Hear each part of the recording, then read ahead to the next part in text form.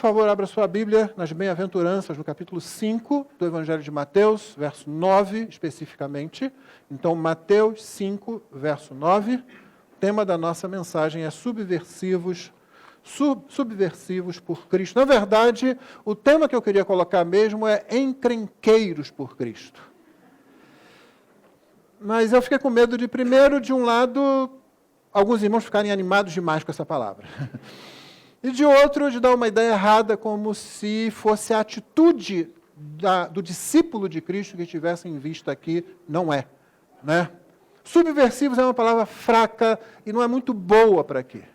Em inglês nós temos troublemaker, que seria um fazedor de problema, um criador de problemas, né? Essa é a ideia. Mas eu espero até o final da mensagem que você entenda o que estamos dizendo aqui.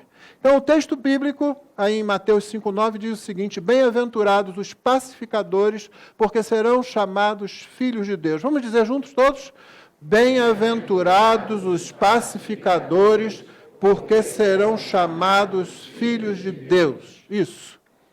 As bem-aventuranças estão dentro daquele discurso chamado Sermão do Monte, e as bem-aventuranças em si mesmas, elas são as qualidades de um crente. É isso que elas são, no resumo. Depois de você estudar tudo sobre reino de Deus, sobre igreja e etc., o que você vai chegar à conclusão é que elas são aquilo que você espera ver num verdadeiro crente. Elas são a expressão do próprio Senhor Jesus. O Senhor Jesus é isso. Tudo que você lê ali nas bem-aventuranças, inclusive pacificador, é o que o Senhor Jesus é. É isso que ele é. É isso que você vê na vida dele. E é isso que se espera ver na vida dos discípulos dele. Então, entre as outras bem-aventuranças, o Senhor Jesus chega no verso 9 e diz: bem-aventurados pacificadores, porque eles serão chamados filhos de Deus. Aqui começam os nossos problemas. Pecadores odeiam a paz. Pecadores odeiam a paz. Não me interprete mal, não. O problema é que a paz funciona como um diagnóstico ruim para os pecadores. E tem duas razões básicas para isso. A primeira é que, precisamente, nós fomos feitos para a paz. O nosso Deus é, nas Escrituras, descrito como um Deus de paz. A shalom hebraica é uma expressão de saudação, mas é muito mais do que um bom dia ou boa noite nosso.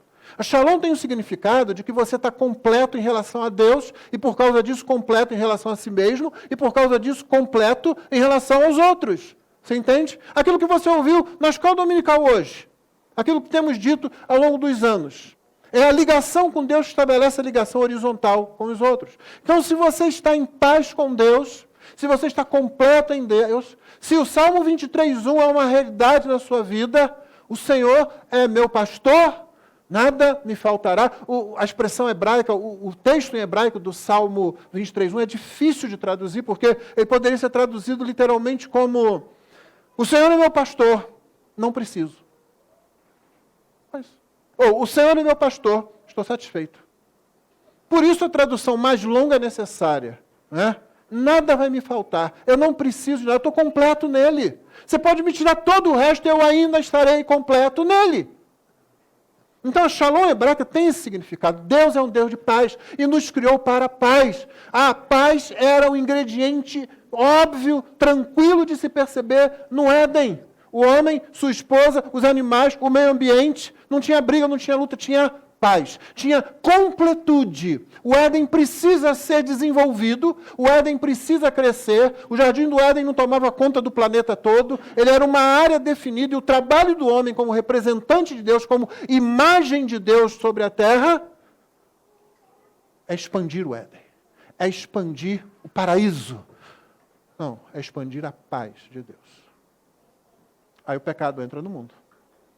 Um dos primeiros versículos que mostra, que também é um verso de difícil tradução, é aquele quando Deus fala para Eva, fala para ela: o teu desejo será para o teu marido e ele te governará. É o mesmo que Caim vai ouvir. O pecado jaz à porta, a ti cumpre dominá-lo. Peraí, é o mesmo? Como é que a tradução é tão diferente? Porque é difícil traduzir isso. A ideia, tanto do que Deus falou para Eva, como que ele fala para Caim mais tarde, depois que Caim mata Abel, é o seguinte: vocês vão lutar para tentar um se sobrepor ao outro. Essa é a ideia. O pecado, Caim, ele está aí, você tem que dominá-lo, mas ele vai querer matar você. Eva, o teu desejo vai ser um, teu marido vai ser outro, e vocês vão se engalfinhar muitas vezes, literalmente, porque vai querer um dominar sobre o outro. A paz foi embora, a paz morreu. Foi-se embora. Por isso nós odiamos a paz. Nós fomos feitos para ela, mas quando nós olhamos para o conceito, ou como olhamos para uma situação que podemos dizer ali a paz, ela serve como um diagnóstico que diz para a gente onde a gente deveria estar, porém onde a gente realmente está. E nós não estamos naquela situação. A segunda razão, porque a paz funciona como um diagnóstico ruim para pecadores, e por isso nós temos um problema grave com ela, é que nós não conseguimos manter a paz. Não conseguimos. Bastava as pessoas chegarem e baixarem as armas numa guerra, não é só isso? Ah, não vamos fazer isso. Vi um comercial muito interessante há um tempo. Era um comercial sobre trânsito, sobre bom senso no trânsito. Há um cruzamento e 2 carros vêm em alta velocidade. Quando estão perto ali, eles param. Eles têm crianças, ambos têm crianças, no banco de trás, família, saem os 2 motoristas. Eles param, olham um para o outro e conversam assim, pera, você para, porque eu não vou parar, eu vou passar direto aqui. E o outro diz, não, você freia. Ah, eu estou com pressa e eu passo direto, entendeu? Falei, bom, então, nós vamos acabar batendo aí, vamos sofrer, nossa família vai sofrer. Exatamente, é o que vai acontecer. Aí eles voltam para o carro. E aceleram e vão. Viu a ideia que está passando? É um comercial muito bom sobre isso. É aquela pessoa que está dizendo, nada vai acontecer, eu vou passar mesmo. Pronto. Não quero saber se vem outro dali, pensando exatamente como eu estou pensando. Nós vamos passar, dê no que der. E aí eles batem. É exatamente isso que fazem na guerra, é exatamente isso que fazem nos conflitos pessoais, é exatamente isso que a gente faz sozinho dentro do nosso coração. Você pode baixar as armas, você pode parar, você pode desistir, você pode dar meia volta, você pode fazer, você não faz. Nós não conseguimos manter a paz. A paz é difícil de ganhar, fácil de perder. Por isso, pecadores vão sempre manter um relacionamento de amor e ódio com a paz. No entanto, tem mais uma razão, que é crucial, talvez a principal, de por que a paz funciona como um diagnóstico ruim e de por que nós odiamos a paz. Todo o ensino que o Senhor Jesus dá, inclusive esse de Mateus 5,9, ele está fundamentado em harmonia com o ensino do Antigo Testamento. E é difícil você ler bem-aventurados pacificadores, porque serão chamados filhos de Deus, sem lembrar de Isaías 52,7. Mesmo que a referência do local não venha à sua mente, mas talvez o versículo venha.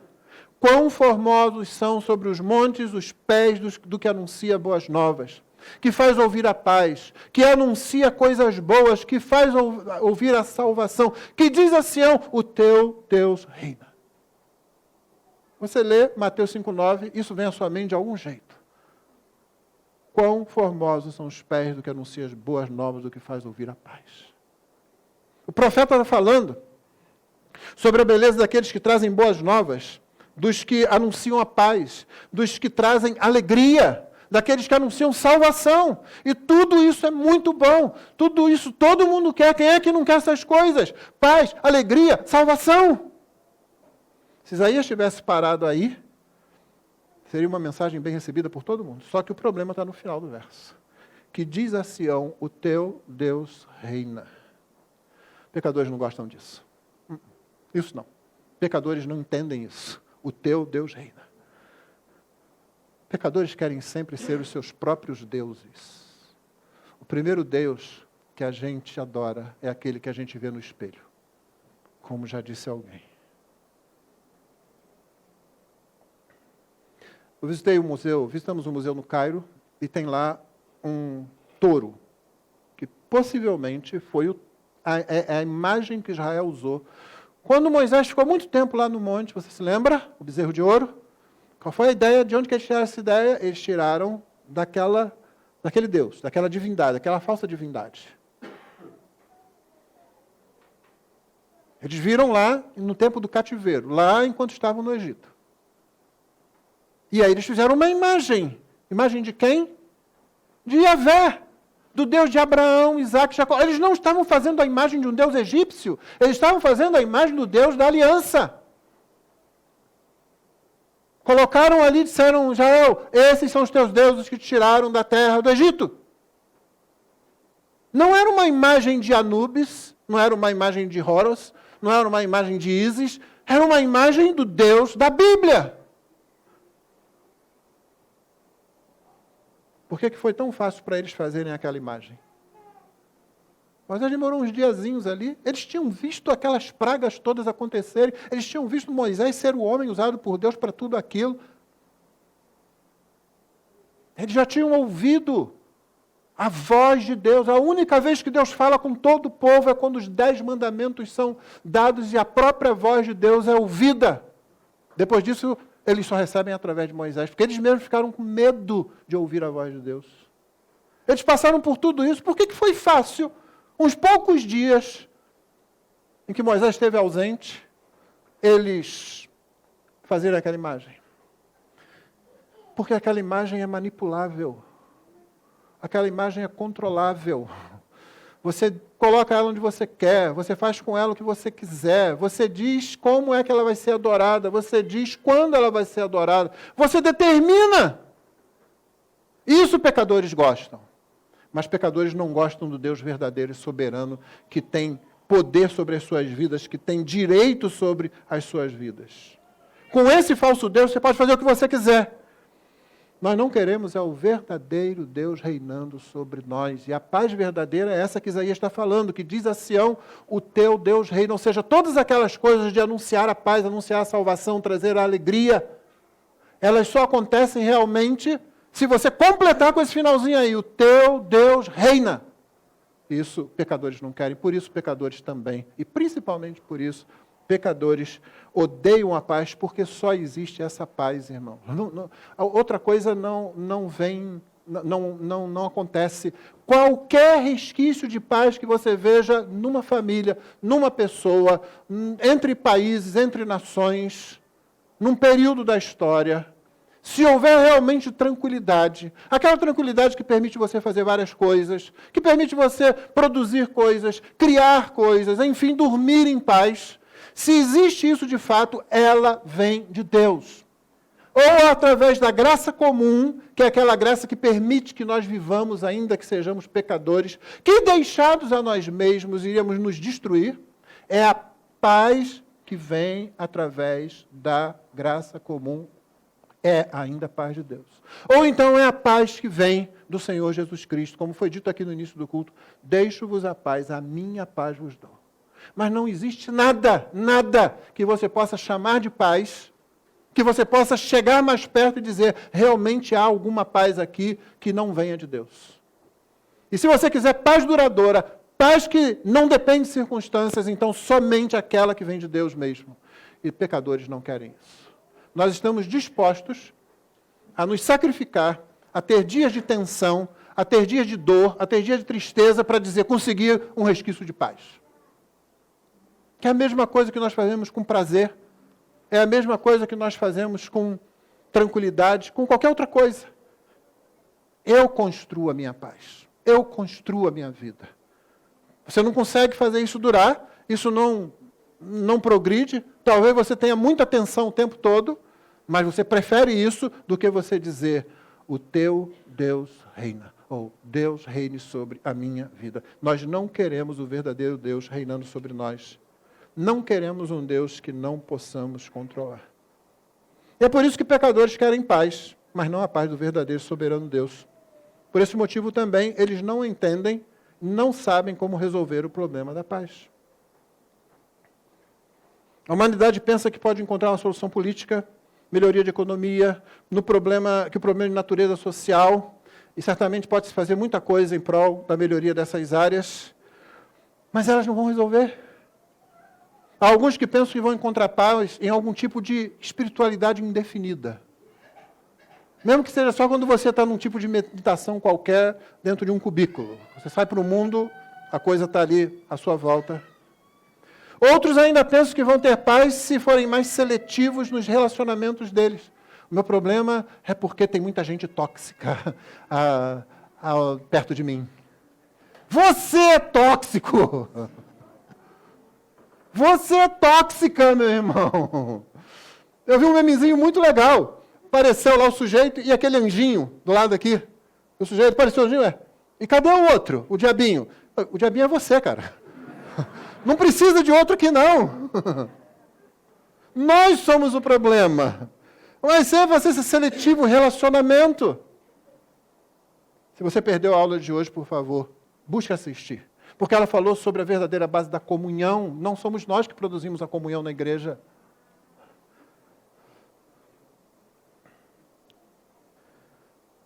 Os pecadores não entendem isso. Eles vão procurar lugar errado. O Dr. Martin Lloyd Jones, era conhecido como doutor, ele morreu na década de 80. Ele escreveu sobre esse texto o seguinte: eu quero sugerir, disse ele, que há apenas uma resposta apropriada para esse problema da paz, mas não é uma solução política, nem econômica, nem social. A resposta, mais uma vez, é essencial e principalmente teológica e doutrinária. É precisamente porque o mundo não reconhece isso, devido à sua cegueira e loucura, que tanto tempo e esforço foram desperdiçados. Segundo as Escrituras, a dificuldade está no coração do homem, e até que esse coração seja transformado, o problema nunca será resolvido, independentemente de todas as manipulações externas. E é exatamente isso, irmãos. O problema não está fora, está dentro do homem. O problema é o pecado. Além disso, não adianta tentar viver essas bem-aventuranças, como alguns têm sugerido ao longo dos séculos. Basta a gente fazer essas coisas. Basta a gente ser pobre de espírito. Basta a gente ser humilde. Basta a gente ser pacificador. Não adianta tentar fazer isso. Elas têm origem em Deus. Ninguém consegue viver. Realmente isso você consegue talvez camuflar. Você consegue simular alguma coisa. Não dura muito tempo, ou coloca você numa prisão existencial, em que você finge o tempo todo para os outros e para você, porque ninguém consegue reproduzir nenhuma das bem-aventuranças se não for a partir do próprio Cristo. Justamente porque o problema está dentro de nós. Você lembra daquela frase do Jonathan Edwards? Uma fonte divina e sobrenatural? A vida cristã, a igreja, não são produzidas por nada na criação. Elas vêm do próprio Criador, assim como as Escrituras. As Escrituras não são produção humana, elas vêm de fora da criação, elas vêm de Deus para nós. A vida cristã, a fé cristã, a igreja cristã tem uma fonte divina e sobrenatural. Deus. Por causa disso, as bem-aventuranças também têm uma fonte divina e sobrenatural. É divina, não é da criatura, é sobrenatural, não está no reino da natureza. Vem de fora. Não pode ser produzido por nós mesmos. Tendo dito isso, eu vou fazer 3 aplicações e encerrar. Primeiro, se você é um filho de Deus, você é um pacificador, ponto. Não há o que discutir. Você não pode escolher ser um pacificador. Se você é filho de Deus, você é um pacificador. Bem-aventurados os pacificadores, porque serão chamados filhos de Deus. Somente filhos de Deus podem ser verdadeiros pacificadores. O problema do pecado foi resolvido, eles têm paz com Deus, a paz que realmente importa. Você não pode ser um pacificador se você não tem paz com Deus. Você vê Deus usando pessoas que não são crentes para tentar a paz em alguns lugares. É a graça comum de Deus agindo ali. Mas somente os verdadeiros filhos de Deus podem ser verdadeiros pacificadores. Só eles podem realmente falar de paz, porque eles estão em paz com Deus. Você não pode falar de paz com outra pessoa se você não tem paz com Deus. E como é que você tem paz com Deus? Romanos 5:1 diz claramente como é que a gente tem paz com Deus. Justificados, pois, mediante a fé temos paz com Deus. Você sabe o que significa isso? A gente não para pensar. Você pecou, você é um desgraçado, uma desgraçada que peca. O sangue de Jesus Cristo, seu Filho, nos purifica de todo pecado. Você não pode viver preso ao passado. Você tem que se mover, você tem que ir para frente. Lembra do ensino da carta aos Hebreus? Você precisa ir para frente. Como aquela música que nós cantamos, meu passado ficou na cruz. Meu passado ficou na cruz. O diabo vai tentar você. Você errou. Você cometeu aquele erro. Você não é perfeito. O diabo vai continuar tentando você. Como você foi cometer aquele erro, ninguém naquela igreja fez aquilo que você fez. E você pode fazer a grande tolice, dar ouvidos ao diabo. Ou você pode dizer para ele, eu sou muito pior do que o que você está dizendo. Eu sou muito pior do que isso aí, diabo. Ainda assim, o Senhor Jesus me amou, morreu por mim e lavou os meus pecados. É nisso que você vive. Então, se você é filho de Deus, você é um pacificador, porque já foi resolvido o problema entre você e Deus. Você pode ter paz até com seus inimigos. É por isso que Jesus disse em João 14, 27, deixo-vos a paz, a minha paz vos dou. Não vou dou como o mundo a dá, não se turbe o vosso coração, nem se atemorize.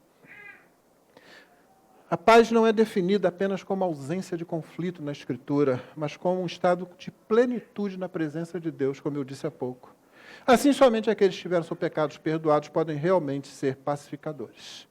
Não há paz sem a cruz de Cristo, onde fomos reconciliados com o nosso Criador. Segundo, se você é um pacificador neste mundo caído, você é um causador de problemas, um troublemaker, um encrenqueiro para Cristo. E também aqui não tem opção. Você vai ser um encrenqueiro, você vai ser o causador de problema, o subversivo. Não tem escolha. A gente já viu que o mundo realmente não entende a paz, não quer realmente paz e não sabe como resolver isso. Porque não quer a paz que vem de um Deus verdadeiro e soberano. Então não é surpresa que o mundo também não compreenda os mensageiros da paz. Atos 17 diz que em Tessalônica, o seguinte foi dito sobre Paulo e seus companheiros. Estes que têm alvoroçado o mundo chegaram também aqui. Irmãos, há algumas características sobre os pacificadores que às vezes nós ignoramos. Os pacificadores se envolvem com as situações. Eles não são pessoas passivas. Eles não procuram problema, mas também não fogem do problema. Então, aqueles que anunciavam o Evangelho e chegaram pregando o Evangelho, quiseram alvoroço, foi isso que se disse de Paulo e seus companheiros. Esses que têm alvoroçado o mundo, chegaram também aqui. Atos 16, Paulo liberta uma jovem que estava com um espírito imundo lá, um demônio que adivinhava, supostamente adivinhava coisas. O que aconteceu com ele? Acabou preso. Em Éfeso, a pregação do Evangelho, a boa notícia de que Deus oferece perdão aos pecadores, oferece sua paz aos pecadores, causou um grande tumulto na cidade. Porque os negócios em torno do templo de Diana começaram a cair, o dinheiro começou a diminuir, e aí o pessoal foi atrás dos que pregaram esse evangelho, essas boas novas, que fazia com que o pessoal se libertasse daquilo. É incrível. Por odiar a paz, os pecadores preferem ser prisioneiros de alguma coisa, a se renderem a Cristo e experimentarem a paz de Cristo. O mundo muitas vezes vai nos ver como causadores de problemas. A gente precisa ter em mente que o apóstolo Pedro diz em 1 de Pedro 4, 14 a 16, olha o que ele diz: se sois injuriados pelo nome de Cristo, sois bem-aventurados, porque sobre vós repousa o Espírito da glória, o Espírito de Deus. Que nenhum de vós padeça como homicida, ou ladrão, ou malfeitor, ou como quem se intromete em negócios alheios. Mas se alguém sofrer como cristão, não se envergonhe, antes glorifica a Deus nesta parte. Portanto, não se envergonhe de ser um causador de problemas, um encrenqueiro por Cristo. Mas só por Cristo, irmão. Se for se meter na vida dos outros, negócio alheio, se for como malfeitor, você teria muito do que se envergonhar. Agora, por Cristo, você não tem escolha. Se você é um pacificador da verdadeira paz, muitas vezes o mundo vai olhar para você como se fosse um encrenqueiro. Por último, se você é um causador de problemas por Cristo, você é abençoado do Senhor. O texto diz, bem-aventurados os pacificadores, porque serão chamados filhos de Deus. Acabamos de ver Pedro dizendo o seguinte, somos bem-aventurados, porque sobre vós repousa o Espírito da glória e de Deus. Sim, é verdade que o mundo não quer a paz do verdadeiro Deus, do soberano Deus. É verdade que o mundo muitas vezes nos verá como causadores de problemas. Também é verdade que podemos ser maltratados pelas mesmas pessoas que nós queremos ver salvas. Mas também é verdade que Deus usará pecadores resgatados como nós para resgatar outros pecadores. Jesus colocou essas duas coisas juntas em João 15, 20. Lembrai-vos da palavra que vos disse, não é o servo maior do que o seu Senhor. Se me perseguiram a mim, também perseguirão a vós. Se guardaram a minha palavra, também guardarão a vossa. Nós somos abençoados porque nós podemos até amar aqueles que nos perseguem. E isso não é natural Não é parte do homem, do ser humano natural, amar quem o persegue. Apenas Jesus, que morreu na cruz por nossos pecados, pode produzir esse tipo de amor. Porque o amor de Deus foi derramado em nossos corações, podemos amar pecadores, podemos ser pacificadores. É maravilhoso a gente saber que a gente é amado por Deus. Uma dúvida sobre isso é o que a gente mais louva a Deus, talvez. A razão pela qual louvamos a Deus mais é que Deus nos amou e esse amor é incompreensível. Como nós cantamos hoje no culto. Medita em seu amor, medita em sua bondade. Como que a gente compreende isso? Mas tem que ser observado, irmãos, que esse amor nos torna capazes de amar pecadores a ponto de arriscarmos nossa reputação e até mesmo as nossas vidas pelo bem de Cristo que nos amou e se entregou por nós. Deixa eu encerrar com as palavras já muito conhecidas do Jim Elliot, que morreu aos 28 anos no Equador, pregando a pessoas que o mataram, ou morto por pessoas a quem ele foi pregar o Evangelho. É a frase mais conhecida dele. Não é tolo quem dá o que não pode manter, para ganhar o que não pode perder. Isso é um testemunho maravilhoso, não é? Mas não olhamos para Jim Elliot, nem para Pedro, nem para Paulo, não. Todos servos fiéis do Senhor. Mas vamos olhar para Cristo, o grande pacificador. Cristo é que causa esse tipo de testemunho. Cristo é que faz Paulo dar a vida, gastar a sua vida. Pedro, todos os apóstolos, missionários ao longo do tempo, cristãos ao longo dos séculos.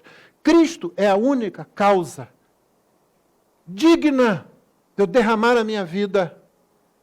Porque, embora existam outras causas, todas elas ficarão no tempo se você não tiver Cristo. Aquele que morre por amor a Cristo, ele planta para a eternidade e vai experimentar a eternidade, a paz do Senhor.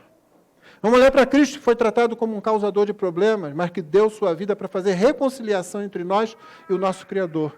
Cristo, o único que vale a pena ser o único por quem vale a pena ser um causador de problemas.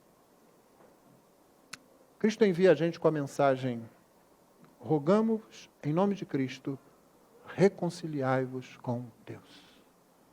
Irmãos, nós não temos uma briga para ganhar. Nós temos uma mensagem para pregar. Que Deus nos abençoe. Senhor, pedimos a Tua graça sobre o Teu povo. Rogamos que Tu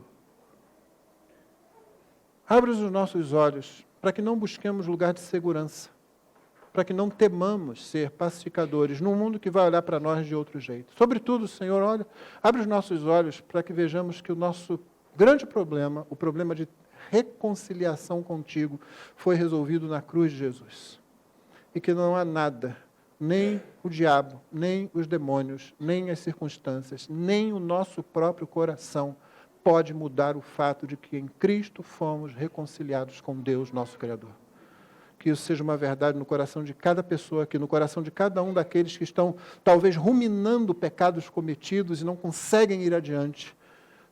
Ó Pai, ajuda-os a largar isso para trás, a pôr um pé na frente do outro, a caminhar olhando para Cristo, autor e consumador da fé e o grande pacificador. Em nome de quem nós oramos. Amém.